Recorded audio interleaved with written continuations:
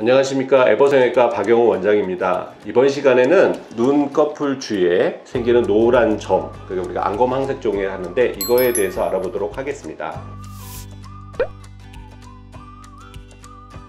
안검 항색종은 몸속의 혈중에 있는 콜레스테롤, 그냥 지방이죠. 지방들이 많아가지고 눈꺼풀 위에 침착해서 생기는 질환이라고 설명을 드리면 좋겠습니다. 눈 위에 갑자기 처음에 좁쌀처럼 노란 점이 생기다가 이게 점점점 커져가지고 눈을 덮게 되는 질환입니다. 이거를 안검 항색종이라고 합니다. 안검 항색종은 유전적 성향을 갖고는 있습니다. 근데 다 모든 환자가 그렇지 않고요. 우리 LDL이라고 하는 저밀도 지방이 높은 경우가 있습니다. 이런 경우에는 유전적으로 안검 항색종이 생길 수 있습니다.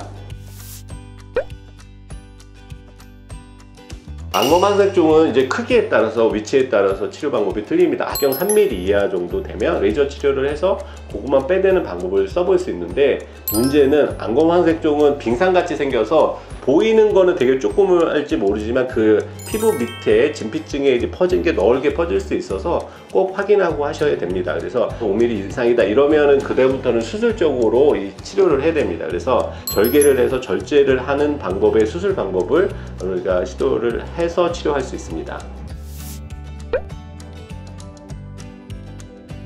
안검 항색종을 치료해서 재발 가능성이 있습니다. 콜레스테롤 수치가 계속 높고 관리 안 하시면 그 부위를 아닌데도 딴 데도 생기고 그 부위도 생길 가능성이 있거든요. 처음에 원발성 질환은 고지혈증이라고 생각을 하고, 그거의 피부 병변이 안검 항색종이기 때문에 고지혈증이 조절이 안 되시면 황색종이 언제든지 생기게 됩니다. 그래서 황색종이 재발하시는 분, 특히 1년 안에 재발하신 분들을 우리가 검사를 해보면 피에 콜레스테롤이 굉장히 높으신 경우가 많습니다. 환자분들하고 과거력을 좀 얘기를 들어보면 갑상선이나 이런 호르몬에 관계된 질환을 알았을 때도 많이 생기시고, 여성의 경우에는 폐경 전후에도 굉장히 많이 생기게 됩니다. 호르몬하고도 굉장히 연관관계가 있다고 보셔야 됩니다.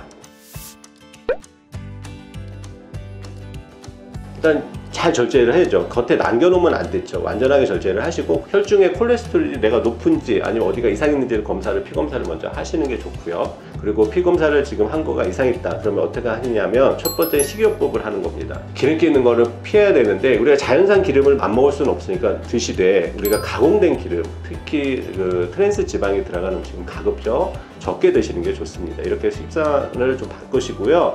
그 다음에 운동을 하셔야 되는데, 운동을 어떻게 하냐면 땀나게 빠르게 걸어서 하루에 30분 이상, 일주일에 3번 이상 운동을 하시면 좋습니다. 근데 그렇게 3개월을 했는데도 또 피를 했는데 또 고지혈증이 있다 이러면 그때부터는 약을 드셔야 됩니다. 약물을 들어서 조절을 이렇게 하시는 것이 황색종을 재발하는 거나 발생한 거를 예방할 수 있습니다. 안검 항색종의 대표적인 우리 모나리자가 안검 항색종이었죠. 그래서 모나리자가 여기 보면 눈 앞에 이렇게 황색종이 있고요. 고지혈증이 있었다고 합니다. 모델 되시는 분이.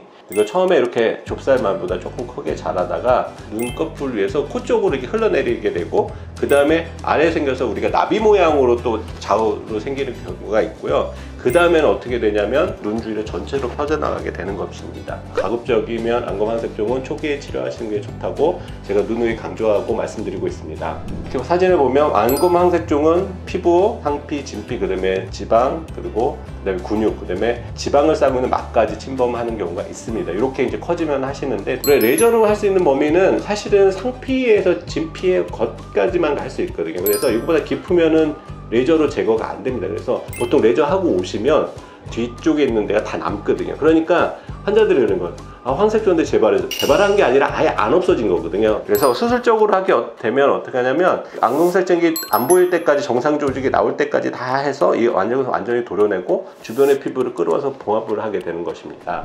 보통은 레이저를 하고시면 가운데는 좀 빠진 것 같은데 주변으로 이렇게 노랗게 안검 항색종이 생겨서 오시는 경우가 많습니다. 그래서 직경이 한 5mm 이하다 이러면 대부분 그것만 잘라내시면 됩니다. 이걸 단순 절제라고 하시는데, 흉터도 안 났고 눈 모양도 정상적으로 유지되고 잘 할 수 있습니다. 눈꺼풀 전체를 이제 밸런스를 맞춰야 되는 경우가 있고, 이런 경우에는 양쪽을 상안검 형식으로 다 자르긴 하는데, 이게 쌍꺼풀 수술과 달리 황색종 위치가 더 높이 있어서 이걸 절제하게 되면 흉터가 좀 꽤 오래 갑니다. 보통 사람들이 한 3개월에서 6개월 사이면 흉터가 없어진다면 안검 황색종은 6개월에서 1년은 가봐야 흉터가 없어지는 경우도 많으니까 작을 때 하시는 게 좋고, 이 상어검 수술할 때도 그거를 감안해서 수술을 하시는 게 좋습니다. 여기 때까지 안 오셔서 더 방치했다, 눈주위에 전체적으로 이렇게 침범하시거든요. 이거는 이제 잘라낼 수 있는 범위가 이제 한정되니까 잘라낼 수 있는 걸 잘라내고 나머지는 PVC까지 가서 이렇게 수술하는, 교정하는 경우도 있습니다. 이런 경우에는 흉터가 더 오래 가기도 하고 색깔 매칭도 잘 안 돼서 한참 레이저 치료를 하는 경우가 있으니까 안검 황색종은 가급적이면 초창기에 직경이 5mm 내외 됐을 때 수술하시는 게 가장 적합하다고 저는 보고 있습니다.